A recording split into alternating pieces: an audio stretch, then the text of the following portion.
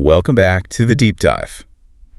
Today, we are opening up a topic that usually makes high performers, well, let's just say, squirm in their seats.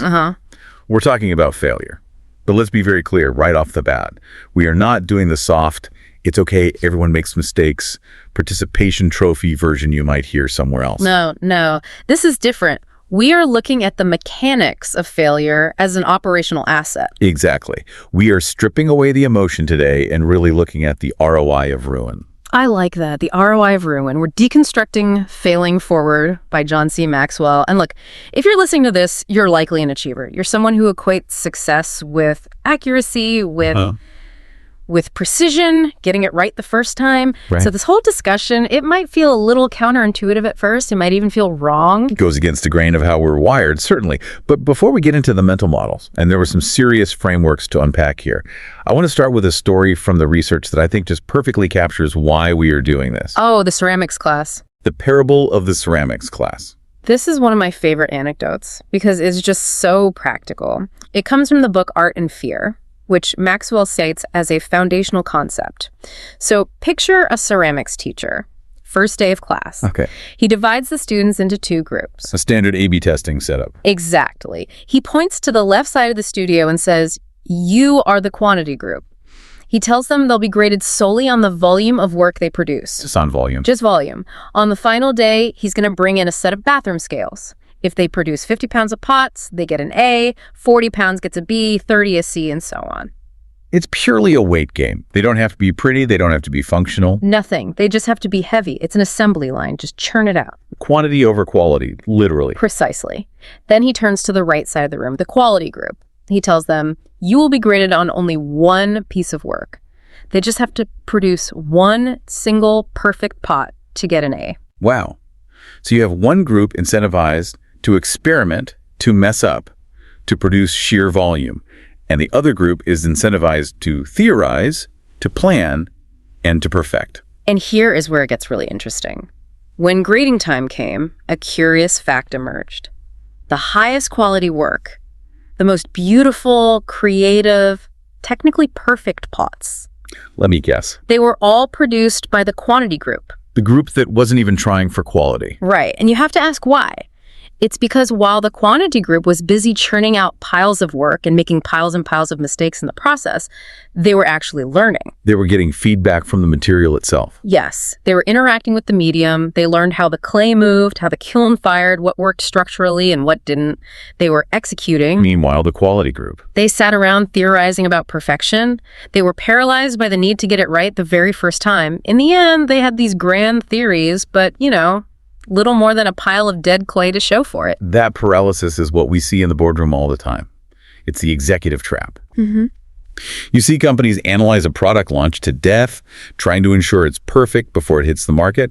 Meanwhile, a competitor launches a good enough version, breaks it, fixes it, and captures the market share before the first company even finishes their PowerPoint deck. That is the hook for today's deep dive. We're going to unpack why that paralysis happens and how the most successful people, executives, entrepreneurs, leaders convert that quantity of failure into high-quality success.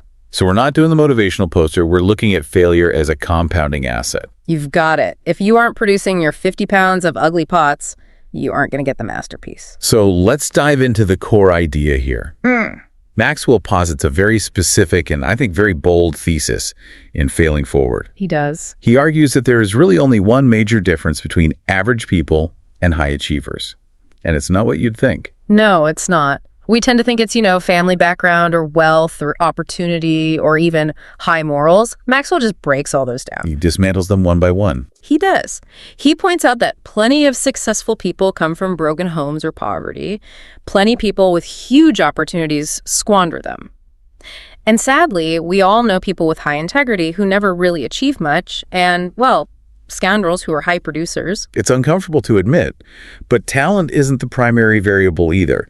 I mean, we all know incredibly talented people who are just stuck in neutral. Exactly. Maxwell says the difference is the failure response mechanism. It is simply their perception of and their response to failure. That's the singular dividing line. That feels like such a bold claim, but when you look at the data, it holds up. It reminds me of that quote from Kyle Rowe Jr. that Maxwell cites. Oh, that's a great one. There is no doubt in my mind that there are many ways to be a winner, but there is really only one way to be a loser, and that is to fail and not look beyond the failure. It's the ability to look beyond. But to do that, you have to redefine what failure actually is.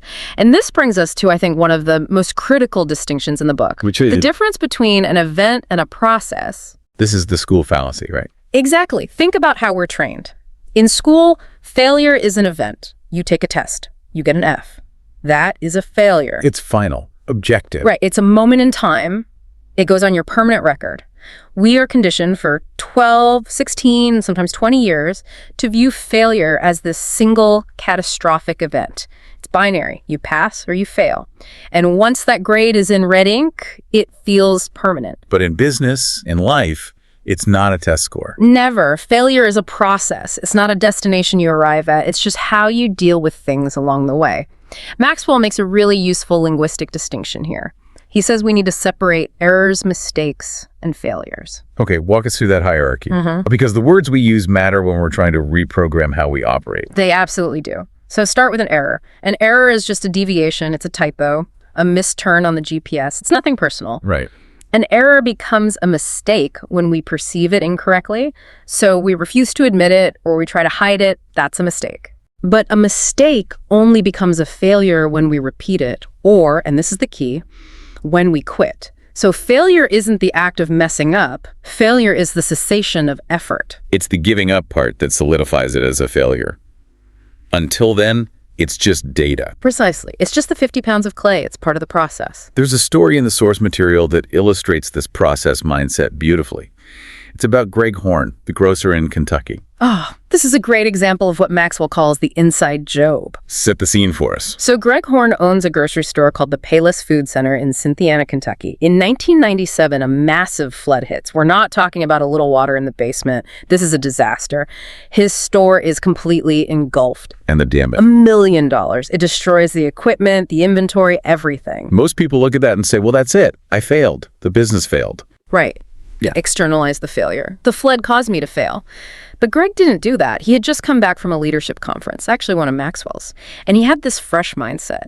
He realized that the flood was an external event, but failure is an internal decision. So what did he do? He didn't focus on what happened to him. He focused on what was happening in him. He viewed his response as the only potential failure point. If he gave up, he failed. If he kept going, the flood was just a very, very expensive problem to solve. And the result was incredible. It was. He reopened the store in 21 days. 21 days? 21 days. Competitors in the area folded. They took the insurance money or just walked away. But Greg saw it as a challenge to his response mechanism. He kept 80 people employed. He turned a disaster into a community rally. That's the key takeaway here then. Failure is an inside job. It doesn't happen to you. It happens in you. That's it. If you keep your head, the external event is just logistics. Speaking of logistics, let's move into our case studies. We have 3 examples from the source material that really highlight different flavors of failure and how high performers leverage them. I want to start with Mary Kay Ash. This is a classic logistics nightmare scenario. Yeah. I mean, we think of Mary Kay today as this pink Cadillac billion-dollar empire, but the launch was a catastrophe. She put everything on the line, didn't she? Yeah. Her own money. Everything. She had retired from a corporate sales job because she hit the glass ceiling. She was training men who were then promoted above her with double her salary. She was fed up. So she decided to go out on her own. Yep. Launches her own cosmetics company, sinks her life savings $5,000, which was a lot of money in 1963, into this venture. And she had a partner. Her husband. Right, he was the operations guy. He was the administrative backbone. She was the sales genius. He was the operator. He was going to handle the contracts, the shipping, the finance, all of it. And then? The hit. 1 month before launch. 1 month. Her husband sits down at the kitchen table and dies of a heart attack. I mean, just pause on that for a second. You have spent your life savings. You are weeks away from opening. And your partner, your husband, the person running the entire back end of the business, dies. The lawyers told her to quit. The accountants told her to liquidate immediately to save pennies on the dollar. They said, Mary Kay, you cannot do this. It is a failure before it even starts. That is the moment. That is the fork in the road. That is the inside job moment. She ignored the sunk cost fallacy. She ignored the grief in a professional sense. She took over the administrative side herself, something she had never done, and she launched anyway. And the rest is, well, history. $1 billion in annual sales, a global sales force. But it's not just that she succeeded, it's that she launched into the teeth of disaster. She viewed the death of her husband as a tragedy, yes, but not a business failure. Unless she quit. Unless she quit. That is a powerful distinction. Tragedy is not failure. It's not. Let's look at another one. This is the strategic pivot. The story of Truett Cathy and Chick-fil-A. This one actually involves a lot of fire. It does. Truett Cathy's story is basically a series of disasters that forced him into innovation. He didn't just wake up one morning and decide to invent the chicken sandwich. He was backed into it. So what happened? Well, he starts with a place called the Dwarf Grill. He's doing okay, but then tragedy strikes. 2 of his brothers, his business partners, die in a plane crash. Again, tragedy striking the core partnership, just like Mary Kay. Yes. But he soldiers on. He opens a second restaurant, it burns to the ground, totally destroyed. And he has practically no insurance. So he is literally at zero. Worse than zero. But then the physical hit comes. He develops colon polyps. He has to have multiple surgeries. He is bedridden for months. Now imagine this. You are a restaurateur. Your entire business requires you to be on the floor, flipping burgers, greeting customers. And you're stuck in bed. For months. This is what we call a constraint. A massive constraint. But this is where the strategist mindset kicks in. Since he couldn't run the floor, he had time to think. He was forced to work on the business, not in it. That's a great way to put it. He had time to experiment in his head and with small batches. He started playing around with a boneless breast recipe and a pressure cooker to speed up cooking time. Because he needed efficiency. Right. And that downtime, that enforced stillness caused by illness and disaster, is where he invented the Chick-fil-A sandwich and the franchise model. If he hadn't been sick, if the other restaurant hadn't burned down, he might have just kept flipping burgers at the Dwarf Grill forever. The constraint forced the strategy shift.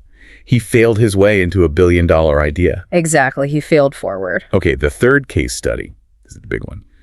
The market flop. New Coke. The $100 million mistake?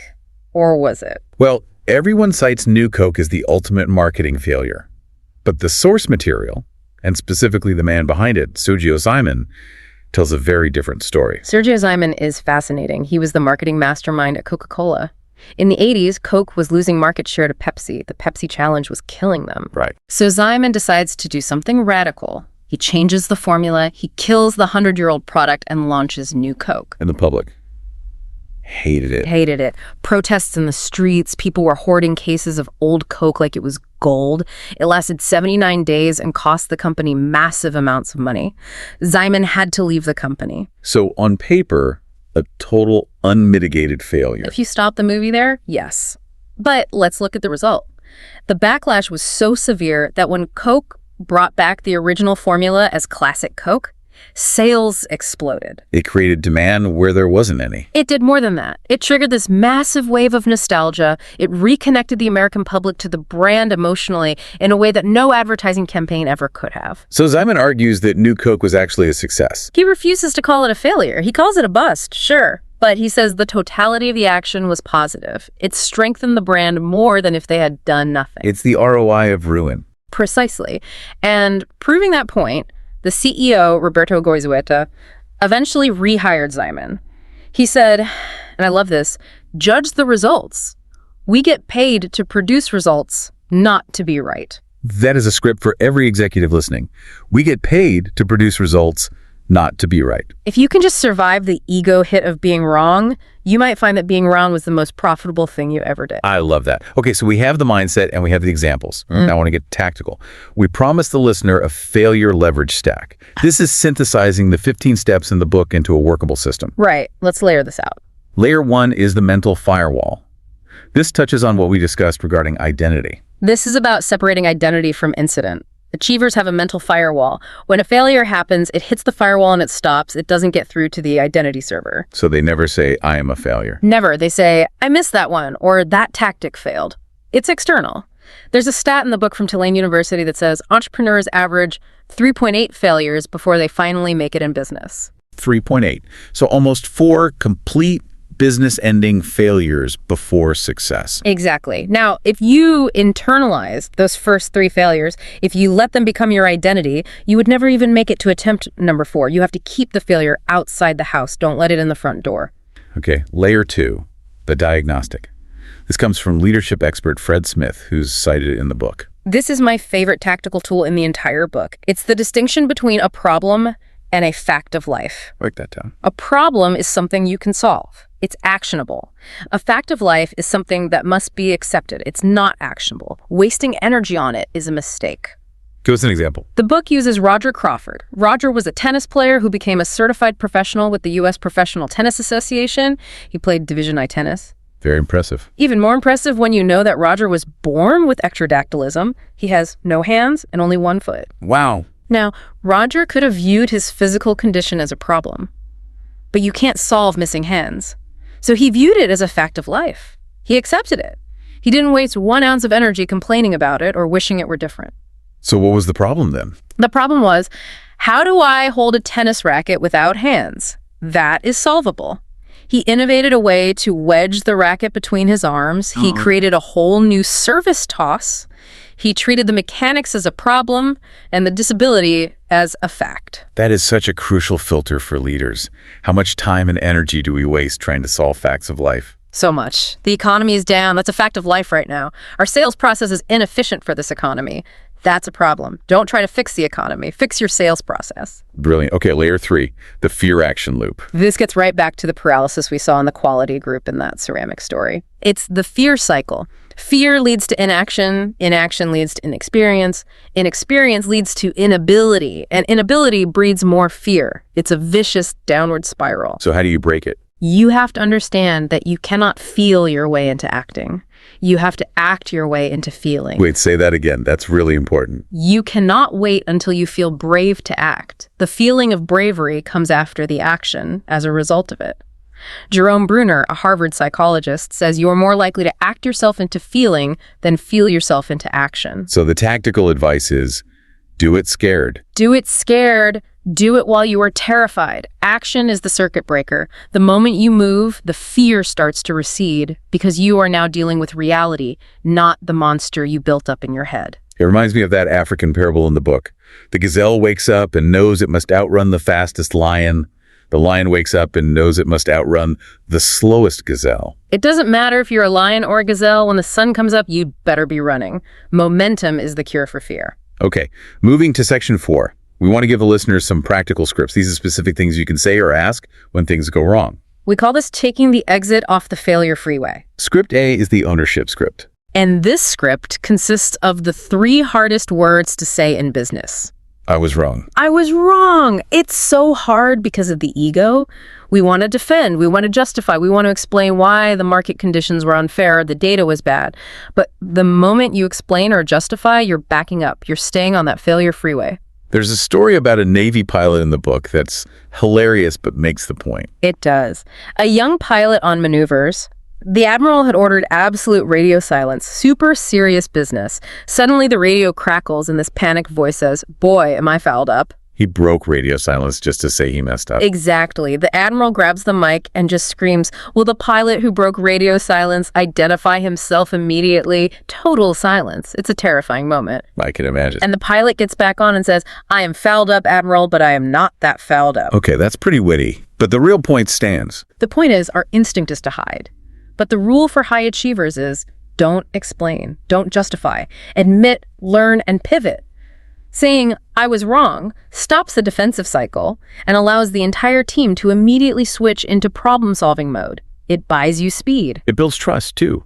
People trust a leader who owns their mistakes way more than one who pretends they never happen. Absolutely, 100%. Okay, script B, the risk assessment script. This is for before the failure even happens. Right. This comes from Amelia Earhart. It's about how to calculate risk. Most people ask, what is the probability of success? If it's high, they do it. If it's low, they don't. That seems rational. It is rational, but it leads to mediocrity. Your Hurt script was different. She didn't ask about probability. She asked, is the goal worth the risk? That's a completely different question. It changes everything. If the goal is valuable enough, if the mission is critical enough, you take the risk regardless of the probability. Your job then isn't to avoid risk. it's to manage it. The book talks about the don't dare miss it people versus the don't dare try it people. Exactly. Don't dare try it. People focus on minimizing losses. Their whole world is about downside protection. Don't dare miss it. People focus on maximizing opportunities. If you're an executive, you have to be asking your team, is this goal worth the potential failure? If the answer is yes, then all the hand-wringing about risk needs to stop. That aligns perfectly with the Dave Anderson story we're about to tell.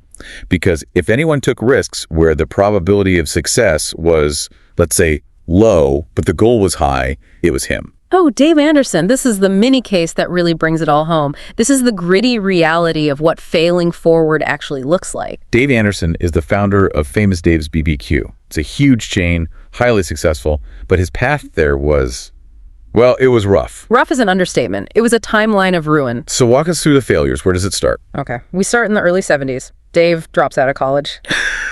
Why?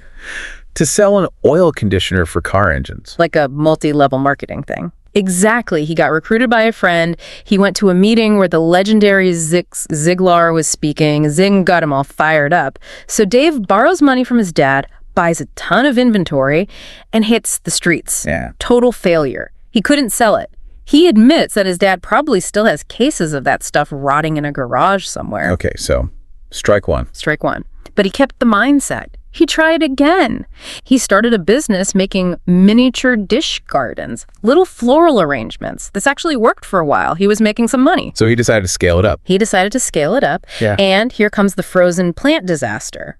He and a partner invested everything they had, plus all the profits from previous sales, into 2 semi-trucks full of tropical plants. 2 semi-trucks. 2. They shipped them from Florida to a Kmart in Illinois for a massive parking lot sale. I can see where this is going. Illinois in October. Bingo! A freak storm hit. Rain turned to sleet. Sleet turned to snow. The tropical plants froze solid. They turned to mush. 2 semi-trucks of mush. He lost everything. The money, the inventory, the momentum. He had to go bankrupt. And it gets worse, doesn't it? It does. No. The financial pressure, the stress of it all. He turned to alcohol. He hit rock bottom. He talks about the shame of standing in line for unemployment, something he swore he would never do. And he was battling a serious addiction. This is the point where most people stay down. This is where the failure event becomes a permanent identity. But Dave didn't let it. He treated it as a process. He accepted the fact of life. He had an addiction, and he went to rehab. He surrendered to that fact so he could start solving the problem. And out of that clarity came Famous Dave's. Yes, but look at how he runs it. This is what's so fascinating. He creates something called Hog Heaven University for his employees, and he teaches them to fail. He teaches them to fail. He teaches them that problems are good. His philosophy is, you don't become a great sailor by sailing calm seas. He tells his managers, if you want to get ahead, go find a problem. Ask for the biggest problems. He views problems as the right earned by success. That's it exactly. The higher you go, the bigger the problems you get to solve. If you aren't facing big, scary problems, you haven't climbed high enough yet. That is a profound shift in thinking. We usually view success as the absence of problems. He views success as the upgrade of your problems. And that's the executive promise we talked about at the beginning. Failure isn't just something to tolerate. It is the friction that polishes the gem. So as we wrap up, I want to bring this back to the listener. We've covered the mental models, the scripts, the case studies. But what does this mean for tomorrow morning when you walk into the office? It means checking your mistake quota. Explain that. There's a concept in the book about setting a quota for mistakes. If you are leading a team or just leading yourself, you need to ask, how many mistakes did we make this week? And if the answer is 0, then you are failing. If the answer is 0, you are rigidifying. You are playing it way too safe. You are the quality group staring at a lump of clay, terrified to even make the first pot. you need to be the quantity group. You need to be churning out work, trying new scripts, launching new features, and messing them up. That is the only path to the masterpiece. There's a story about R.H. Macy in the close of the book that really ties this together. Yes. Macy failed multiple times before he started Macy's department store. He had a dry goods store that failed. He tried to capitalize on the California gold rush and failed. He tried real estate and failed over and over. But he kept shooting. That's the line. The difference between a little shot and a big shot is that the big shot kept shooting. It sounds simple, almost trite, but operationally it is the only truth that matters. So here's our challenge to you, the listener. Go find a problem. fail at it, fix it, and then do it again, but bigger. That's the job. That is the only job. And here's a final thought to mull over. We talked about failure as a learning tool, but ask yourself this. If you knew with absolute certainty that your next major failure would inevitably lead to your biggest success, guaranteed, how fast would you run toward it? Most of us spend our lives running away from the very thing that holds the key to the next level. Run toward it. Thanks for diving in with us. We'll see you next time.